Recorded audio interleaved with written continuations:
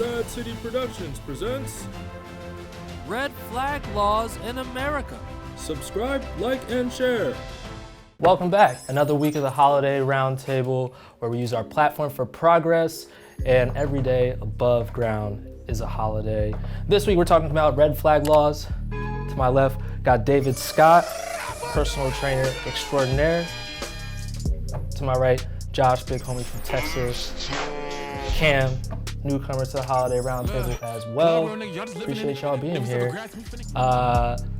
This week, talking about red flag laws. Red flag laws essentially are when you can go to the police, and if somebody poses a threat to themselves or their community and you know that they have a weapon, you can go to the police essentially and they can issue some sort of temporary taking of your gun. We must make sure that those judged to pose a grave risk to public safety do not have access to firearms, and that if they do, those firearms can be taken through rapid due process. That is why I have called for red flag laws, also known as extreme risk protection orders. So want to see, do they go far enough, or just generally, David, what do you think about red flag laws as they stand today? So, I mean, in the current culture, especially the way liberal media is set up, people want to make sure that you cannot have a gun because of mass school shootings. And, you know, school shootings are an issue, and it's unfortunate that these events do happen.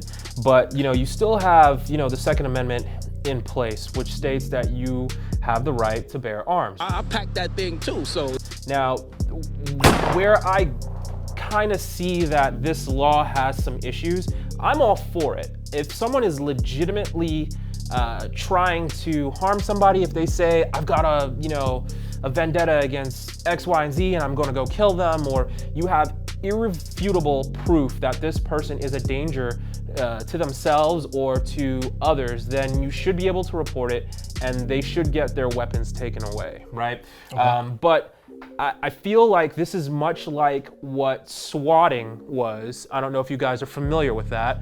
Swatting was when you'd be playing somebody on an online video game, and they would tell the cops or, you know, the SWAT team in your area that you had a bomb or you had, you know, some sort of dangerous device. You're getting swatted. What in the world?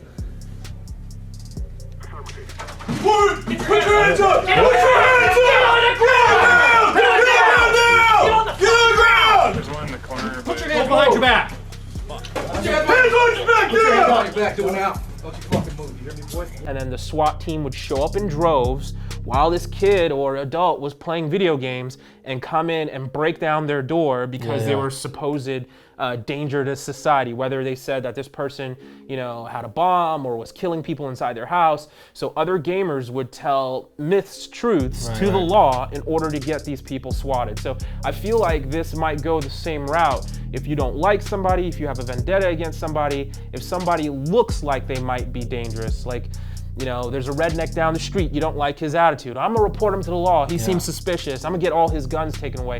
I feel like it can go that route, and that's where I get a little bit weary.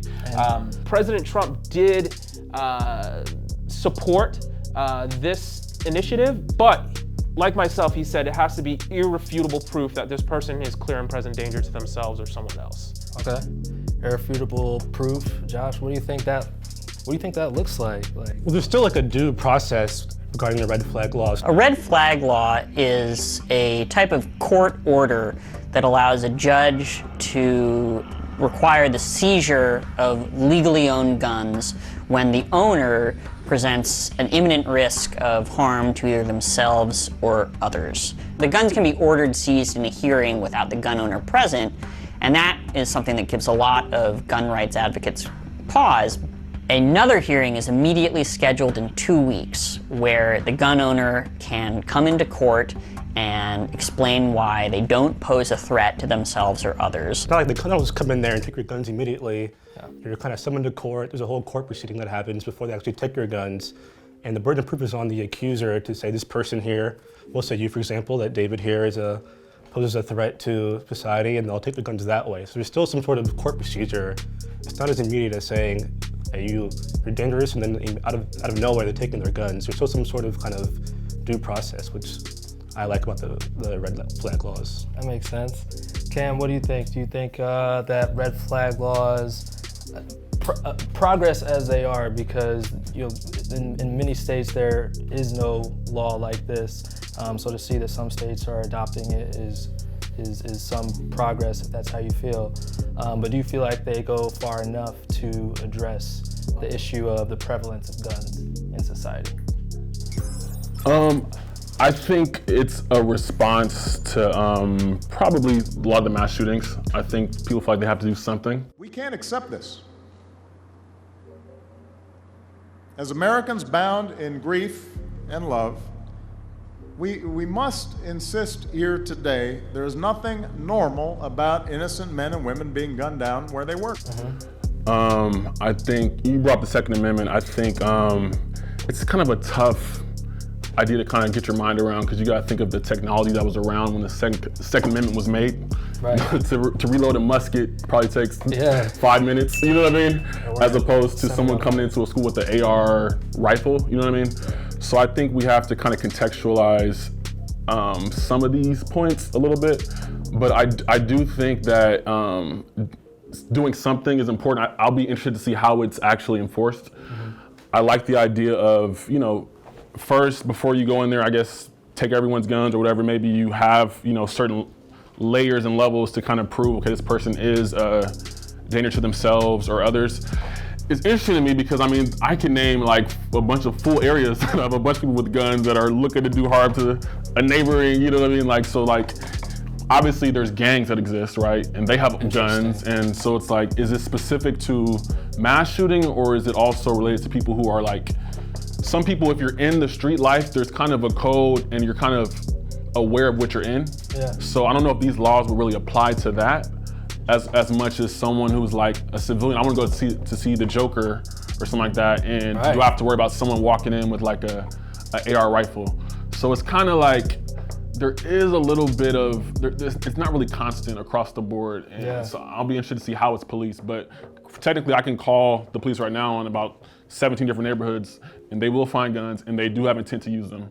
Right. And it's not hard to prove. So it'll be interesting to see how it's actually enforced. Yeah, think about that. That is interesting on how that's enforced. I'm sorry, you were... I think it's more people who are more mentally unstable. It's about kind of gang-on-gang or criminal violence. I'm worried about people who are mentally unstable going off to a school or to a spouse or a family or a workplace. Yeah. Versus it being some sort of like crime-on-crime. Yeah, and with they have gangland task forces that are in these areas who are policing people who are, using their weapons to harm or gang-on-gang violence. I feel like you could, call, like you said, on a bunch of neighborhoods in Chicago and find a whole, cache of weapons that these gangs and, these, syndicates are using to kill each other, and, innocent victims get caught in the crossfire, and that's, extremely unfortunate. But I feel like, you brought up the AR versus, maybe a handgun. I feel like, in that instance, exactly, a musket. But, what a lot of people don't realize is an AR-15, the only thing that changes between an AR-15 and, let's say, a Glock is the fact that, the AR has a higher velocity. A lot of people confuse the fact that just because it is a rifle that it's a full automatic. I'm not saying you, I'm just saying people in general. And, a semi-automatic gun, they're all semi-automatic. The Glock is semi-automatic, the AR is semi-automatic. You pull the trigger once and it fires. You can't hold it and let off a whole bunch of rounds. That's a M16, an automatic machine gun. So in that regard, if we're talking about, the type of weapon, which I think people will bring up, Susan has an AR-15 and she might go, hurt somebody, or I know Susan has an AR-15 and she should have gotten promoted.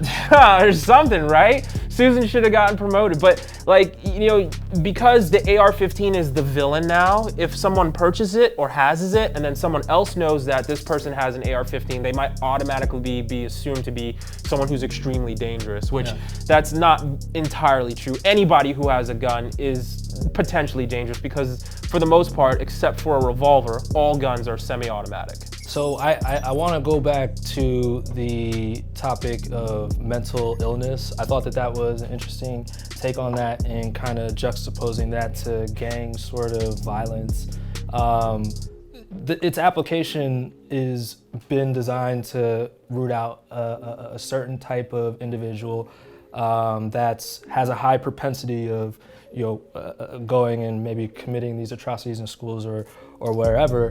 But to your point, Cam, if there is prospective gang on gang violence, I mean, what's to say that wanting to kill somebody in your neighborhood or kill multiple people in your neighborhood is not mental illness, is not a form of mental illness itself? At a minimum, PTSD. I'm sure most people in gangs are suffering from it.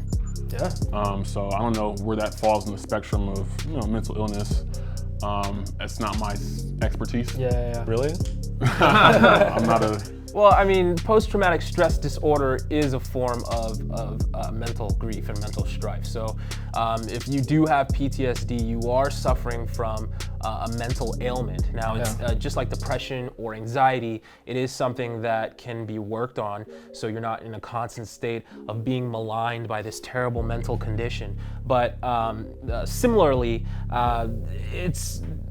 if you're comparing mental illness to mental illness, there's gonna be people who have schizophrenia that are more inclined maybe to do something dangerous because of the nature of the illness, rather than somebody who, might be anxious or, slightly depressed. I think basically what I'm saying is there's levels to it, right? Someone who has, an extreme version of, let's say manic bipolar disorder or something crazy, right? That, their actions and their words and, everything they do seems volatile. You're gonna pin that guy who has the gun 100%. rather than someone who 110%. is slightly anxious, right? Yeah, 100%. I mean, I think at the end of the day, we're seeing more and more of these mass shootings. I'm just happy that we're doing something about it, because inaction is driving me fucking insane. But we'll see how this kind of nets out. Final consensus, would you say that gun laws and red flag laws will be effective in reducing mass shootings? 10 seconds, David. 100% they will be effective and they should be used. We just need to make sure that the court proceedings are filed and everything's followed to the letter and there's irrefutable proof.